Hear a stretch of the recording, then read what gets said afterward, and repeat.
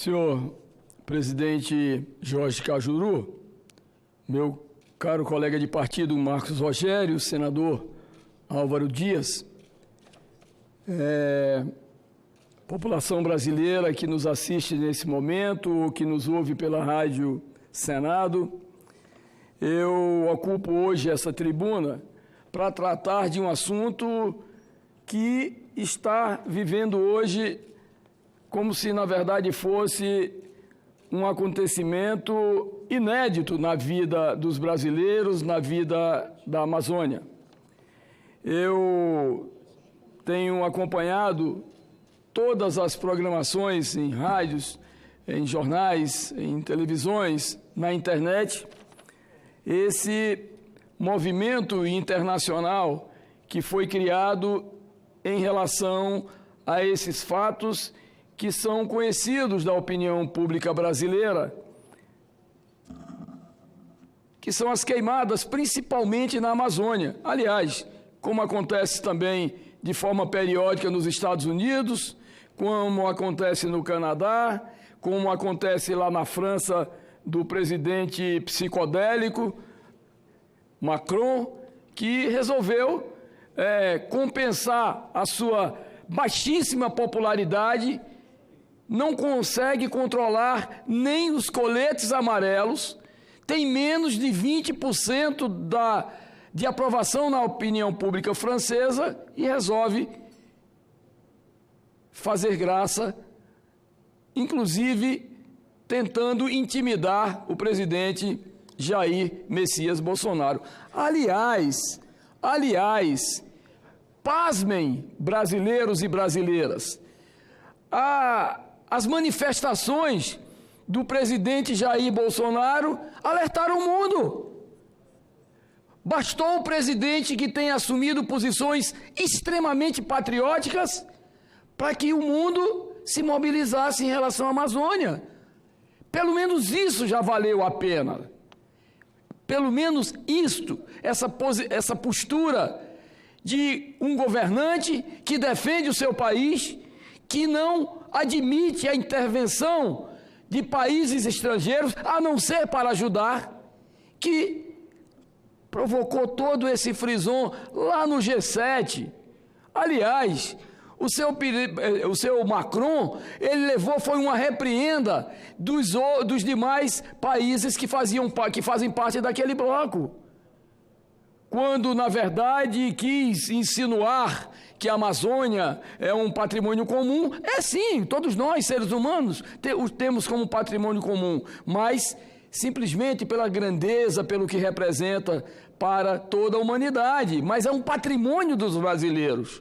E aí, realmente, de uma forma talvez até cautelosa, já no momento em que foi chamado a atenção, ele recuou e já fala, na verdade, naquilo que é próprio de qualquer país, que é a sua soberania, manter a soberania nacional. Seu Macron, na verdade, foi criticado de norte a sul, de leste a oeste, inclusive pela comunidade internacional. E eu, senhor presidente, acompanhando as entrevistas, os comentários, me deparei na Jovem Pan com um jovem brilhante comentarista político, Caio Coppola, no programa Jovem Pan Morning Show, com equilíbrio, coerência e profissionalismo.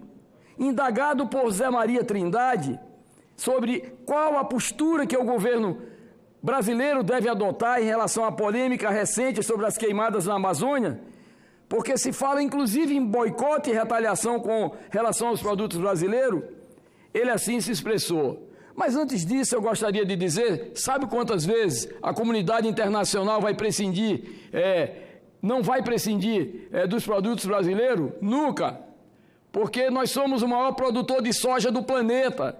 Nós temos o maior rebanho de carne bovina do planeta. Nós estamos nos projetando como o maior produtor de carne suína do planeta. Nós somos um dos maiores produtores de carne de aves do planeta. E por aí vai. Tem incomodado muito a comunidade internacional. E aí, é interessante, eu aqui gostaria, sem ter falado com o jovem brilhante Caio Coppola, pedi autorização dele para reproduzir. Eu faria outro pronunciamento, mas achei de uma coerência enorme, cívica, patriótica, profissional e, acima de tudo, de uma responsabilidade inominável. Dizia ele, respondendo ao Zé Maria Trindade: é exatamente isso. É muito importante sair do micro e focar no macro. Então peço inclusive licença para um comentário mais longo, dizia ele, que é o seguinte: vamos falar de pós-verdade. Pós-verdade é aquele conceito da comunicação contemporânea que exprime a ideia de que, na transmissão de uma mensagem, a realidade dos fatos importa menos do que o seu apelo emocional. Portanto, segundo a pós-verdade, a opinião pública vai se moldar mais pela emoção do que pela razão, onde sentimentos e sensações importam mais do que números e dados. Portanto, nós estamos diante de um terreno fértil para a construção de narrativas falaciosas, especialmente por repetição e especialmente usando como instrumento de disseminação, de reverberação social, o comportamento da manada e a sua tendência natural à histeria e ao pânico, que foi exatamente o que aconteceu no último final de semana no Brasil e na opinião pública mundial. Tudo isso é potencializado pelas redes sociais, como vimos no caso de uma foto equivocada, uma foto intempestiva publicada pelo presidente Macron, sendo reverberada, inclusive, por pessoas públicas. A questão amazônica é um caso emblemático do uso da pós-verdade na manipulação da opinião pública. Eu, pessoalmente, dizia esse brilhante jornalista, jovem jornalista, eu, pessoalmente, me recuso a atuar como uma caixa de ressonância para a narrativa que quer destruir a reputação do Brasil. Por isso, separei 10 fatos elementares para baixar um pouco o tom dessa polêmica. Primeiro, a Amazônia não era virgem até 2019. Desmatamento e queimadas fazem parte da história recente da região. O Brasil preservou e preserva mais da sua vegetação nativa do que as outras economias desenvolvidas do mundo. Os dados são claros. Aqui nós temos 2/3 da vegetação nativa preservada, 66%. A União Europeia, só 25%. A China, 17%. E os Estados Unidos, 14% da sua vegetação nativa preservada. A legislação brasileira, com seu Código Florestal, tem viés progressista e ambientalista. Foi aprovada num governo de esquerda e teve como principal arquiteto um político filiado do Partido Comunista do Brasil. O agronegócio brasileiro, de alto impacto, aquele para exportação, se caracteriza pelo uso da tecnologia, pela produtividade e pela sustentabilidade. Para ilustrar um pouco o que disse o Zé Maria, que o indagou, já trouxe para a gente. Em 10 anos, as áreas de pastagem diminuíram 20%. Só que a produção de carne cresceu 120%. Na produção de grãos e óleos vegetais, em 3 décadas, o ganho de produtividade foi apenas, minha gente, comunidade mundial, 2,5% de crescimento. Isso é o Brasil, dando exemplo ao mundo. A queimada, como método de limpeza de terreno, como bem observou o Zé Maria Trindade, é um comportamento arcaico de pequenos produtores e de fraudadores, também de grileiros, de movimentos ilegais, de ocupação de terra e, às vezes, madeireiros, na verdade, que não têm compromisso com a lei e a ordem.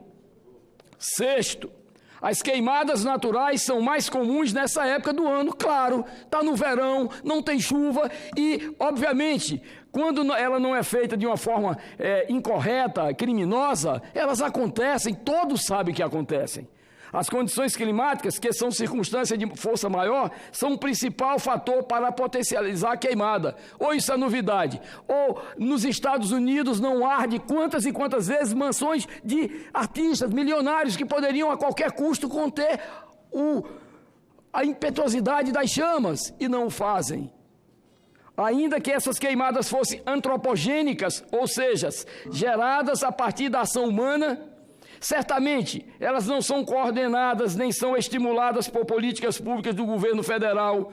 Não tem nada a ver com isso, e o que muitos têm insinuado, jogando a culpa no presidente Jair Bolsonaro, que de uma forma claríssima, corajosíssima, tem mostrado realmente a importância geopolítica e geoestratégica da Amazônia no concerto das nações. E eles têm sim que pagar, o crédito de carbono, se dizem que lá está o oxigênio que o planeta respira. Também é razoavelmente impossível, num país muito deficitário como o nosso, que não garante muito a segurança de suas fronteiras, que não garante também a vida de seus próprios cidadãos, isso é um processo histórico. É impossível monitorar e punir todos aqueles que agridem ao meio ambiente, embora este seja o objetivo, este seja o ideal de qualquer governo ou de qualquer cidadão isoladamente. E aí tem um ponto que é engraçado. Quando as partículas em suspensão, viajando com correntes aéreas, 27 milhões de toneladas por ano que vêm do deserto do Saara, atravessam o Oceano Atlântico e caem na Amazônia, inclusive é um fertilizante. Portanto, a fuligem que cobriu São Paulo, embora não fosse da Amazônia, proveniente da Amazônia, como alguns veículos de comunicação maldosamente insinuaram, poderia muito bem ser de qualquer lugar do centro-oeste, do sul, do sudeste, que estivesse também vivendo um processo de queimada. E isso altera a nossa percepção emocional do fato. A percepção emocional em relação ao desmatamento, mas isso não pode alterar a realidade e a análise objetiva dos dados que são aí colocados. O Jorge Pontual, ontem, na Globo News, dizia, esse brilhante jornalista, relatou o clima de histeria promovido pela grande mídia americana e europeia sobre o tema. O Jorge Pontual, da Rede Globo de televisão. E é importante a gente lembrar que o viés desta mídia progressista é internacionalista, sim, senhor. Portanto, eles relativizam a soberania dos países e querem mais poder para organismos internacionais, como a ONU, a União Europeia, o G7 e por aí vai. 10º, Caio, parabéns, Caio.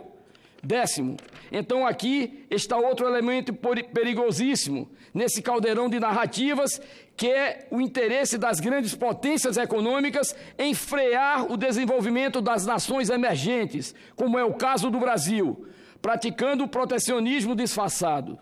Eles usam a narrativa ambientalista de forma hipócrita, de forma cínica, para criar barreiras às exportações brasileiras de produtos agrícolas e de proteína animal, sem falar naquilo que, na verdade, é nosso patrimônio sagrado, os minérios que estão no subsolo. Eles não conseguem competir com a nossa carne, com o nosso leite, com os nossos grãos, e por isso eles usam supostos crimes ambientais para restringir o nosso comércio internacional. Usam o discurso de preservação ambiental para sequestrar a Amazônia do Brasil e colocá-la sob a tutela internacional, para que o Brasil nunca utilize seu potencial econômico e geopolítico de forma sustentável.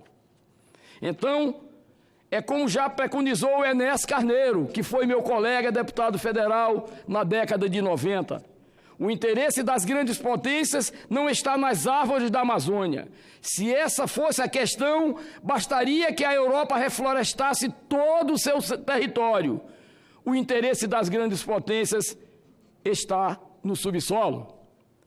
Ouvintes, dizia ele, por isso que estou reproduzindo todo o seu texto, pesquisem sobre as suspeitas de crime ambiental praticada pela Hidro e seus rejeitos de minério em nascentes do rio Amazonas. A maior acionista da Hidro, vejam só, é o governo da Noruega, que se balança e critica, e assopra, e acusa, e não cuida realmente do seu próprio território. E não sejamos ingênuos. Nações não têm amigos, nações têm interesses. França, Noruega, Alemanha não são nossos amiguinhos, são nossos pares, às vezes aliados, às vezes competidores. E falando em cinismo europeu, para fechar, eu relembro ao ouvinte, dizendo ele, o Caio, uma frase capciosa do presidente Macron no começo do ano: o nacionalismo é o exato oposto do patriotismo. E essa confusão conceitual é proposital. Ele quer que você se sinta patriota, abrindo mão da soberania do seu país, abrindo mão das suas riquezas naturais, da sua autonomia econômica. Portanto, a situação que a gente tem é clara. Você tem a mídia internacionalista aliada às grandes potências, construindo toda uma narrativa contra o Brasil, ao ponto do presidente francês incorrer em fake news, apresentando fotos que é da década do puxa-faca. E caberia a quem? Ao jornalismo brasileiro não se prostrar de joelho para os gringos, não se comportar como um bando de entreguistas. Mas o ódio ao presidente é tão grande que a mídia nacional, para enfraquecer o governo, contribui para o estabelecimento dessa narrativa, denunciando um falso terrorismo ambiental, nobres senadores. Ou seja, para a gente atingir um governo de 4 anos, nós estamos correndo o risco de perder um patrimônio natural, que é o nosso há 500 anos. Isso é má fé, isso é burrice, informava esse brilhante jornalista. E eu ia mais longe, senhor presidente. Vimos ontem nas redes sociais, na televisão e inclusive no programa Fantástico, no Rio de Janeiro, em Copacabana, artistas, intelectuais, políticos, entre outros participantes, gritarem como loucos ensandecidos: a Amazônia fica, Bolsonaro sai. Isso é coisa de quem perde a eleição. Isso é coisa de quem deixou no passado uma situação de crítica ao nosso país, uma situação de humilhação ao nosso país com a maldita Lava Jato.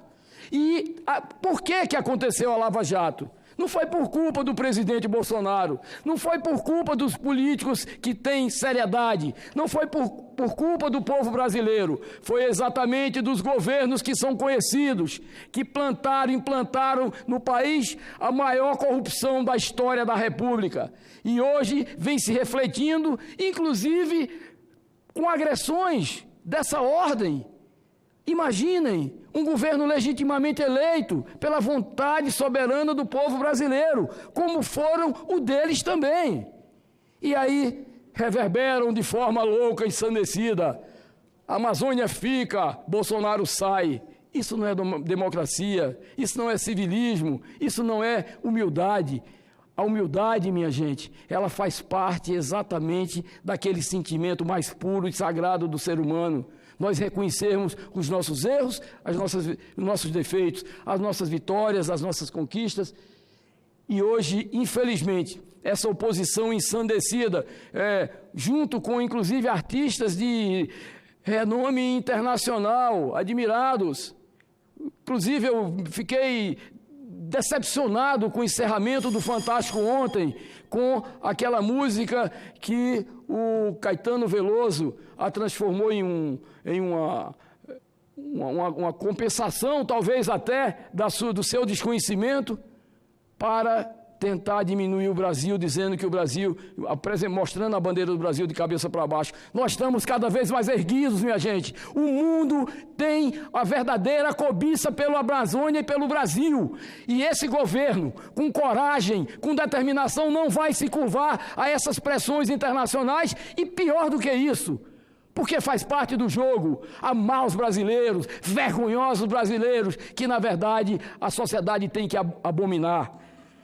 O Brasil precisa produzir, o governo precisa preservar, mas de uma forma unida, coesa, para que nós continuemos, nobre senador, sendo o maior produtor de grãos do planeta. E olha,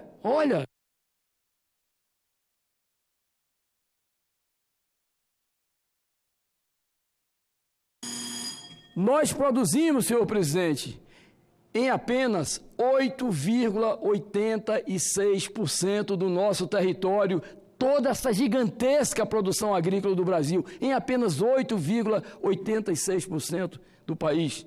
Países da Europa, no mínimo, produzem 45%, 50%, 55%, 60% dos seus territórios. Portanto, temos muito ainda a crescer para oferecer alimento e proteína para o mundo. Muito obrigado, senhor presidente. Passo a palavra ao senador Marcos Rogério, dos Democratas de Rondônia, presidente da Comissão de Infraestrutura do Senado Federal. Com a palavra, Vossa Excelência. Muito obrigado.